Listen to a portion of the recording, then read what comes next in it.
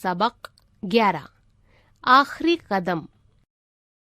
Doctor Zakir Hussain की लिखी हुई कहानी आखिरी कदम एक ऐसे नेक आदमी की है जो बहुत अमीर था।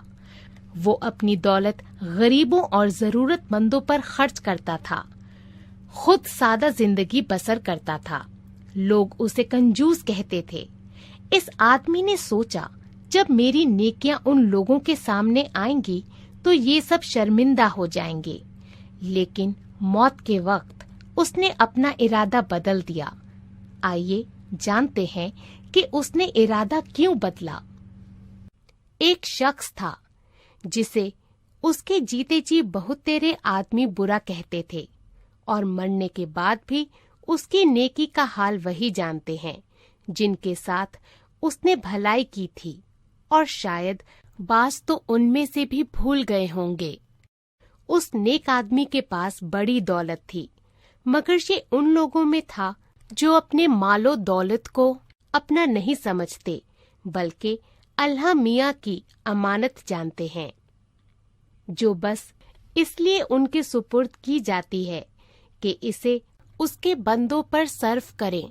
खुद उनकी उजरत ये है कि इसमें से बस वो भी मोटा छोटा पहन लें और दाल दलिया खाकर गुजर करें।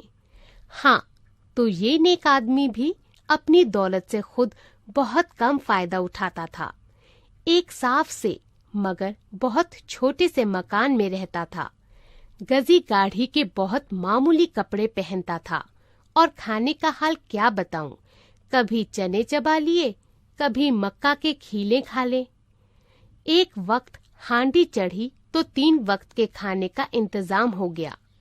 दोस्त अहबाब जिन्हें उसके हाल की खबर थी, तरह तरह से उसे खेल तमाशों रंग रलियों में घसीटना चाहते थे, मगर ये हमेशा कुछ न कुछ बहाना करके टाल दिया करता था। आखिर को सब में बड़ा कंजूस मशहूर हो गया। उसके दोस्त उसे मियाँ मक्खी चूस कहा करते थे। बाज लोग उसकी दौलत की वजह से जलते भी थे। वो उसे और भी छेड़ते और बदनाम करते थे, मगर ये धुन का पक्का था। बराबर छुप छुप कर अपनी दौलत से किसी मुस्ताहिक की मदद करता ही रहता था, और इस तरह के सीधे हाथ से देता तो उल्टे हाथ को खबर न होती। जबान पर जिक्र आने का तो जिक्र ही क्या। न जाने कितनी बेवाएं उसके रुपए से पलती थीं, कितने यतीम उसकी मदद से पढ़ पढ़ कर अच्छे अच्छे कामों में लग गए थे, कितने मदरसे इसकी सखावत से चल रहे थे, कितने कौमी काम करने वालों को उसने रोटी कपड़े से बेफिक्र कर दिया था, और वो यक सुई से अपनी धुन में लगे हुए थे। कई शिफा खाने में दवा का खर्च उसने अपने जिम्मे ले लिया था, और हजारों बीमारों और मरीजों को उसके रुपए से रोज आराम पहुंचता था। लेकिन ये मशहूर था वही कंजूस पक्की चूस।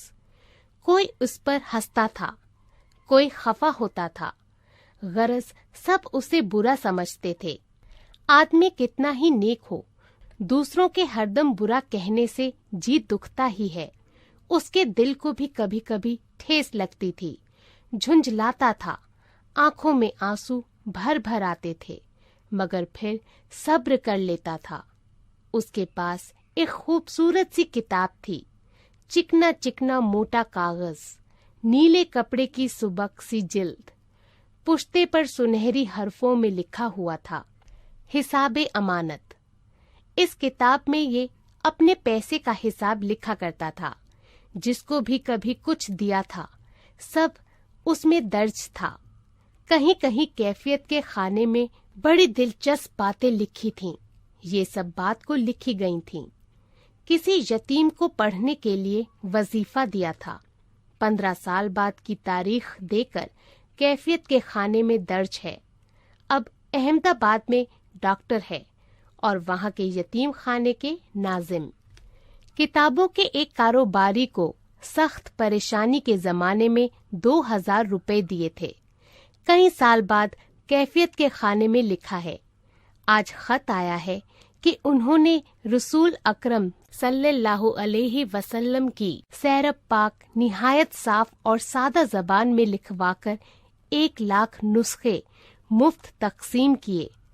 خدا جزائے خیر دے دلی مدرسے کو ایسے وقت میں کہ اس کا کوئی مددگار نہ تھا 10,000 روپے دیے تھے۔ اندراج رقم کے سامنے کیفیت کے خانے میں لکھا تھا۔ سالانہ رپورٹ پڑھی، ہر صوبے میں اس کی ایک ایک شاخ قائم ہو گئی ہے۔ اس صوبے میں تو گاؤں گاؤں میں تعلیمی مرکز قائم کر دیے ہیں۔ یہ کام نہ ہوتا تو اس ملک میں مسلمانوں کی تمدنی ہستی کبھی کی ختم ہو چکی ہوتی۔ اس قسم کے بے شمار اندراجات تھے۔ اس کتاب کو یہ اکثر اٹھا کر پڑھنے لگتا تھا، خصوصاً جب کسی نادان دوست کی زبان سے دل دکھتا تو ضرور اس کتاب کی ورق گردانی کرتا تھا۔ اسے دیکھ کر کبھی کبھی مسکراتا بھی تھا۔ اس کا یہ ارادہ تھا کہ مرتے وقت یہ کتاب ان لوگوں کے لیے چھوڑ جاؤں گا جو عمر بھر مجھے پہچانے بغیر میرا دل دکھاتے رہے ہیں۔ اس ارادے سے اسے بڑی تسکین ہوتی تھی۔ 100 سنار کی ایک لوہار کی، انہوں نے 1000 دفعہ میرا دل خون کیا۔ میں ایک دفعہ انہیں ایسا ستاؤں گا کہ بس سر نہ اٹھے گا، یہ سوچتا تھا اور خوش ہوتا تھا۔ ہوتے ہوتے بڑھاپا آن پہنچا، اعضا جواب دینے لگے اور کوئی نہ کوئی بیماری کھڑی رہتی۔ ایک دفعہ دسمبر کا مہینہ تھا، سخت بیمار ہوا۔ ایک دو دن بخار کھانسی رہی، تیسرے دن سینے میں سخت درد شروع ہوا۔ کوئی دوپہر تک غفلت رہی، ہوش آیا تو سانس لینے بھی تکلیف ہوتی تھی۔ نیمونیا کا حملہ تھا اور سخت حملہ۔ شام سے حالت غیر ہونے لگی، بار بار غفلت ہو جاتی۔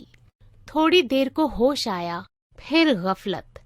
کوئی 4 بجے کے قریب ذرا ہوش آیا تو اس کی سمجھ میں آیا کہ وہ وقت آن پہنچا ہے جو سب کے لیے آتا ہے اور جس سے کوئی بھاگ کر بچ نہیں سکتا۔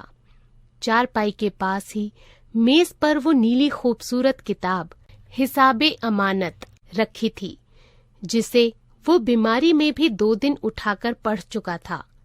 چند لمحے اس کی طرف غور سے دیکھا، آنکھوں سے آنسو بہنے لگے، ایسے کہ تھمتے ہی نہ تھے۔ کتاب کی طرف ہاتھ بڑھا کر اسے اٹھانا چاہا، کئی مرتبہ کی کوشش میں اسے مشکل سے اٹھا پایا، پھر کچھ سوچ میں پڑ گیا۔ یہ عظیم الشان گھڑی اور چھوٹا خیال، ان کو شرما کر تجھے کیا ملے گا؟ تو اپنا کام کر چلا، اپنے کام سے کام، منزل آ پہنچی، آخری قدم کیوں ڈگمگائے؟ دونوں ہاتھوں میں کتاب تھامی، ہاتھ تھر تھرا رہے تھے، جیسے کوئی بہت بڑا بوجھ اٹھایا ہو۔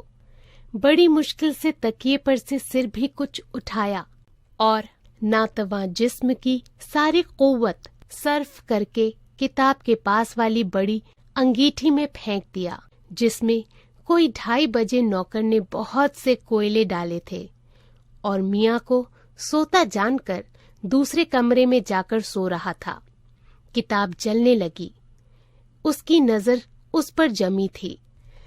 جلد کے جلنے میں دیر لگی، پھر اندر کے کاغذوں میں آگ لگی تو شعلہ اٹھا۔ اس کی روشنی میں اس کے ہونٹوں پر ایک خفیف سی مسکراہٹ دکھائی دی اور چہرے پر ایک عجیب اطمینان۔ ادھر مؤذن نے اذان دی اور ادھر اللہ کے اس نیک بندے نے ہمیشہ کے لیے آنکھیں بند کر